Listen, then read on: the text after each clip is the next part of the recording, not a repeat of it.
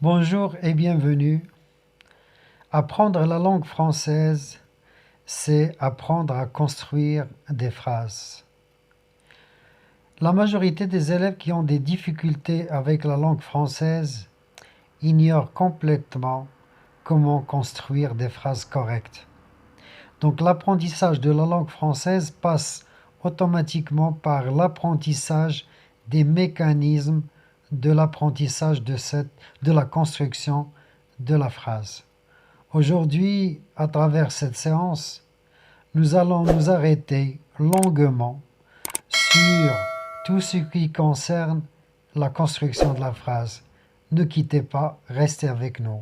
Bonjour et bienvenue à cette nouvelle leçon qui concerne tous les niveaux de l'école primaire jusqu'à la faculté, surtout les élèves qui ont des difficultés à construire des phrases.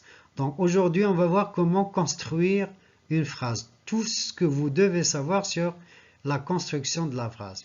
Mais avant de commencer, essayons de nous arrêter sur la définition de la phrase. Qu'appelle-t-on phrase? Qu'est-ce que c'est qu'une phrase? Alors, généralement, une phrase est un mot ou une suite de mots organisés qui a un sens.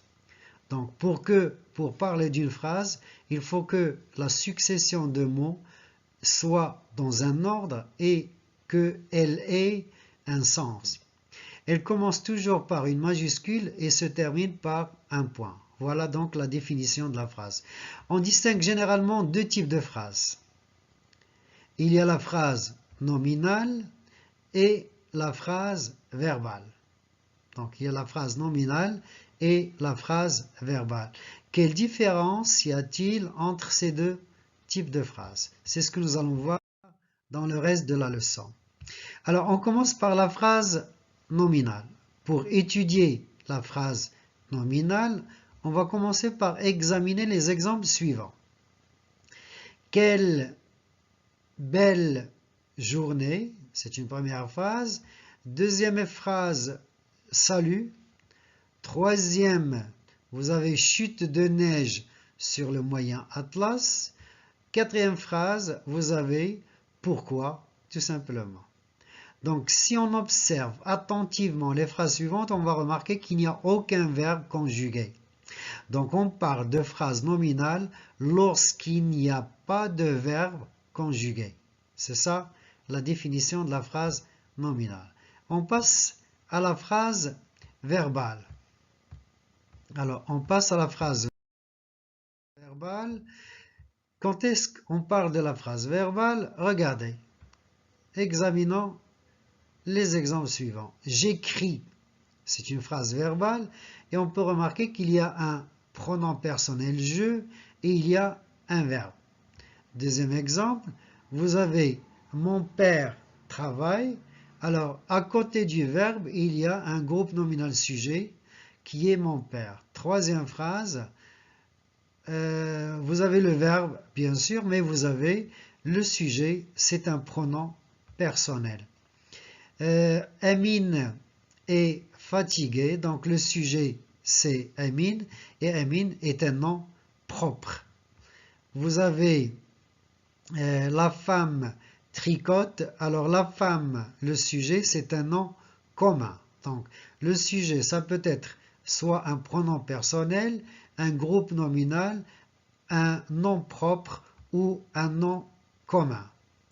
Alors le verbe de la phrase est soit un verbe d'action, écrire, travailler, tricoter, ou un verbe d'état, être, sembler, paraître. Donc la phrase verbale comporte deux éléments. Quels sont les éléments qui doivent comporter la phrase verbale? Il y a d'un côté le groupe nominal sujet, le GNS, il y a le groupe verbal, ça veut dire le verbe et son complément. Et on continue avec les constituants du groupe verbal. Donc, il y a le groupe nominal sujet et il y a le groupe verbal. De quoi se compose le groupe verbal? Alors, regardez les exemples suivants. Il joue, Donc le groupe verbal peut être seulement un verbe, lorsqu'il s'agit d'un verbe intransitif. Donc intransitif qui n'a pas besoin de complément d'objet. Vous avez « j'écris une lettre ». Alors, ce qui est souligné, c'est le groupe verbal. Et dans ce groupe verbal, on peut noter qu'il y a le verbe « écrire » plus le complément d'objet direct.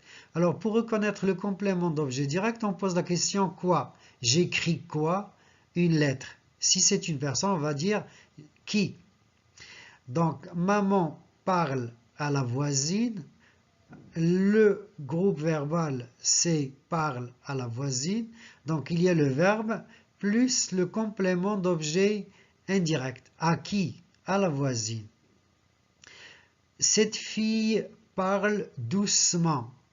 Alors, parle doucement, c'est le groupe verbal. Et ce groupe verbal se compose du verbe parler conjugué au présent plus le complément circonstanciel de manière. C'est un adverbe de manière. Alors, il se réveille à 6 heures. Alors, se réveille à 6 heures, vous avez le verbe plus le complément circonstanciel de temps. Il pleut à Casa.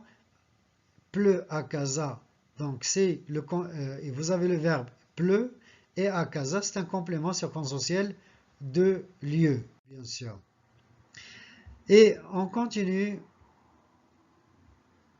Et on passe au type de phrase. Donc les phrases que nous formons doivent appartenir à l'un des types suivants. Alors, pourquoi es-tu en retard? On peut remarquer que la phrase commence par une majuscule et se termine par un point d'interrogation. Donc c'est une phrase interrogative. J'ai faim.